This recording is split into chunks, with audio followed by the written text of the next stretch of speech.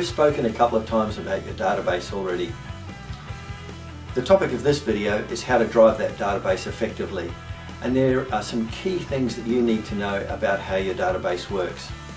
As I've said before, I think databases are probably the most underutilized tool in real estate today, and they're a crucial difference between successful agents and those that are doing real estate in the old style, i.e. by personal contact without using technology to its best advantage.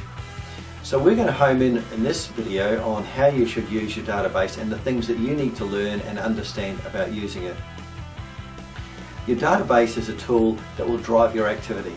It'll drive your communication with your people in your patch, and it'll drive your success. There are some key aspects of your database that you need to really understand. And if you don't know how to do these at the moment, find someone in your office who can help you, or find a trainer in your specific database type and get in touch with them so that you understand each of these concepts. Now, you'll find this non-negotiable list of items that you must understand in the written material, but there are a couple I want to touch on. First of all, it's really important to put notes of people into your database.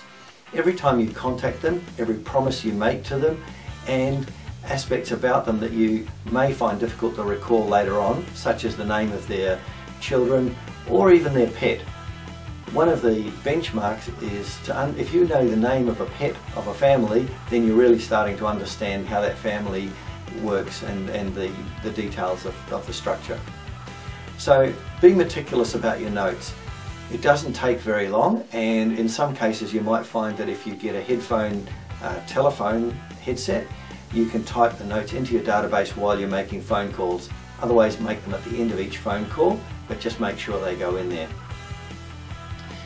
One of the really crucial things about databases, and this is something not to be skipped over and a habit to form today, is that every time you open a record on your database, get in the habit of putting the next contact date in that record.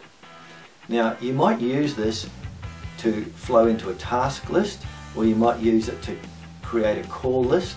Databases work slightly different, but the crucial aspect here is that every time you open up a record for a contact, write down the date when you're going to get back to them. It could be tomorrow, it could be next week, or a fortnight away, it could be 3 months away or a year away. It doesn't matter as long as it's in there, because that prompt date will pop up on a list, and over time, as you've cycled through all of the contacts in your database, you'll find that that list starts driving your call list.